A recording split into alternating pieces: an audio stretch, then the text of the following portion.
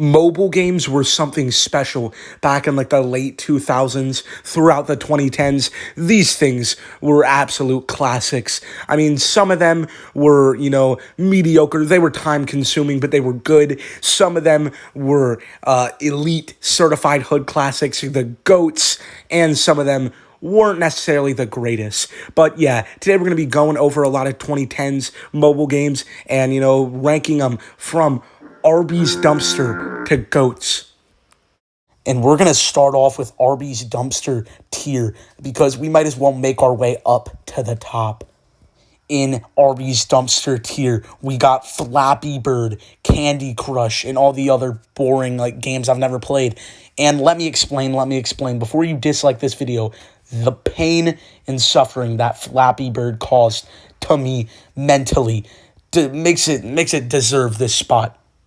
But you gotta give Flappy Bird its respect. I mean, for how simple the mobile game was, it was just astonishing to see the numbers and all the popularity this game got. Everyone was trying to, get on Flappy Bird and get a new high score and stuff. But then again, this game was kind of annoying, and the creator himself didn't even like it. He literally took this money-making machine off the App Store himself. Next up, we got C Tier, and I don't have much to say about it because these games are just fun. I mean, nothing too special. Crossy Road and Fruit Ninja were fun games for a little bit, but they weren't anything like GOAT or Hall of Fame status. Next up, we got B Tier, and we got Clash of Clans and Cut the Rope. Now, before you yell at me in the comments, I've never played Clash of Clans. I know, kind of weird, but I had it for a little bit, but never really got into it. I don't know, but everyone else seemed to love it, so I'll put it in B Tier. I mean, I really liked Cut the Rope, but there's really not much to say about it. Not the greatest thing ever, but it was solid. Next up, we got A Tier. In there, we got Temple Run and Doodle Jump. Now, I think people forget that Temple Run was the OG Subway Surfers. Temple Run walked so Subway Surfers could run, even though it's called Temple Run. But just bear with me. I'm not going to put it in S or anything, but I was really hesitating on putting Doodle Jump in S because me, personally, I loved Doodle Jump. I bought Doodle Jump toys and everything. I loved Doodle Jump. It's a pretty solid game.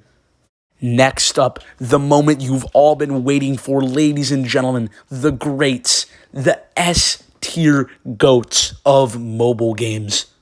Starting off with Angry Birds, which was an all-around W. If you weren't playing Angry Birds back in the early to mid-2010s, what were you doing? Seriously, what were you doing? Comment down below your favorite Angry Bird. Me, personally, I gotta go with the yellow one.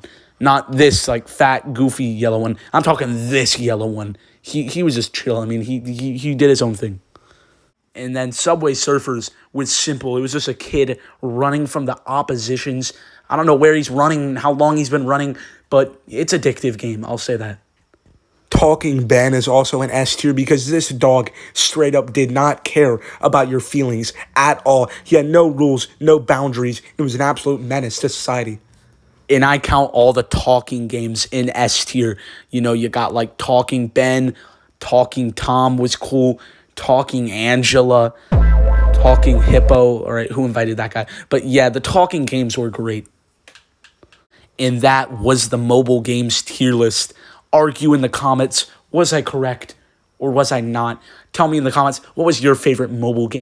Subscribe to Wolf and J.